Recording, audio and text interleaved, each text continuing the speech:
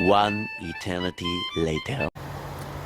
So, after an eternity and about a day and a half, I'm back to finally put the lateral arm on.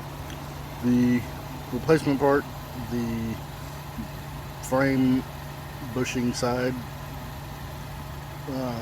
this piece, camera center, on the new assemblage was not large enough for the captured for the bolt with the captured nut to actually mount, and I couldn't get the sleeve and bolt off, the sleeve and the nut off of the piece there.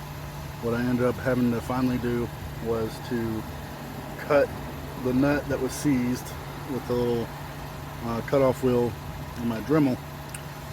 But as you're attacking a problem, sometimes the easiest solution isn't the first one you try. So after trying my best for about a day of trying to size out the other bushing to fit the bolt, I realized that I could just cut the lock nut off and remove the old sleeve. So now I'm gonna get started with the assembly, get it put together, size it up right, and reinstall. So hang out for a minute, I'll be right back.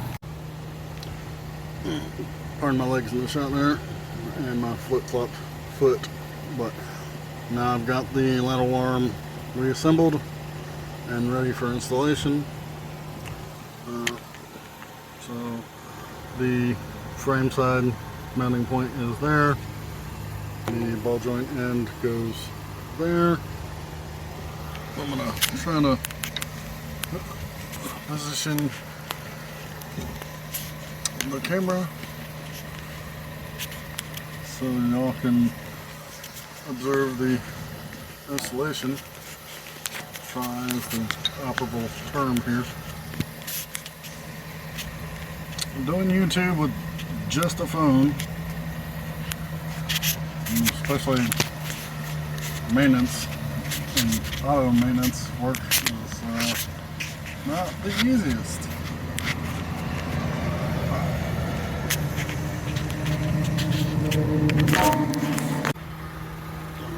Right now I'm tightening the ball joint end down. Took a little percussive persuasion to get that bracket to set where it needed to. Really close there. Once I get the ball joint tightened up there, I'll tighten down the body mount bushing. Alright, so I've got the ball joint end tightened down, cinched down pretty good.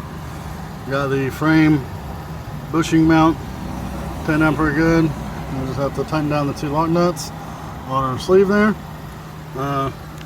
Handy tip for anybody looking, the nut here is again an 18mm, same as the bolt on the body head side, at least for this 2011 Ford Flex all-wheel drive EcoBoost limited trim package. Down here, the stud of the ball joint, so the way this ball joint is constructed, this stud here that's threaded is connected to the collar here that seats in the actual wheel spindle, but it is also a rotation point. So this bottom of this stud here is actually 8mm. So that'll come in handy because you take your 8mm wrench and put it in right there like such, and you can hold the bottom of your ball joint and tighten that nut up instead of trying to do what I did at first and try to wedge a screwdriver up there on that so it doesn't spin, because that only worked for a little while because then the stud starts to spin. So everything's tightened up except for my lock nuts, which I can go ahead and do those now. We'll run them up by hand so they sit against the sleeve.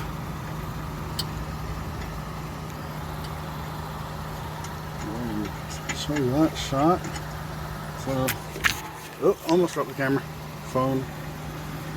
So, we'll take our 7/8 wrench, tighten those down.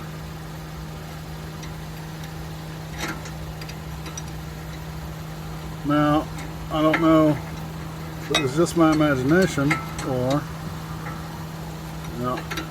So the top half of the assemblage up here, this nut that I'm tightening down right now, just a little bit of a time, that is actually, seems to be left-hand threads, so that tighten this one down to the sleeve, and you tighten this nut up to the sleeve, so that way they don't bumble each other out. So with that, I'll go ahead and get the wheel put back on, get the car dropped, and take it for a little spin. Alright, get the tire back on. Just gonna grab the keys, take it for a spin around the parking lot, see how it does, and I'll be done. Alright folks, just took it for a little spin around the parking lot under the ever watchful eye of the City of Newnan Police Department. Apparently the wheel has gone back in alignment and is not jutting out or acting out of camber or toe or angle or anything like that. So this will conclude this short series on emergency parking lot repairs. Remember, I would always advise people when you're troubleshooting something or trying to figure something out, sometimes it's good to take a break, step back, think about it, ask for somebody else to look at it. You know, maybe somebody that knows more about you than, you know, mechanics or something along those lines. I'm pretty much making most of these repairs on the fly, on my own, doing the research that's necessary for the things that I don't have experience for. These are my personal vehicles, or vehicles of close friends or family members. I do the work I do on cars because I enjoy it, and it's just it's really a hobby of mine. Don't see myself making a big business out of fixing cars, shade tree mechanic style or anything like that. But you never know. The world's a crazy place. It's a hot one. Let me go fetch somebody else to drive this car, and we'll get back to it. Stay tuned. Next up is probably going to be the radiator replacement for the Saturn project. Just waiting on funds to clear up to get the radiator purchased. Keep in mind to like, comment, share, subscribe. I currently don't have any sponsors, and if you want to support the channel, check out Patreon. There's a link to it. Alright, y'all have a good day. This is Josh with This Old Car, signing off.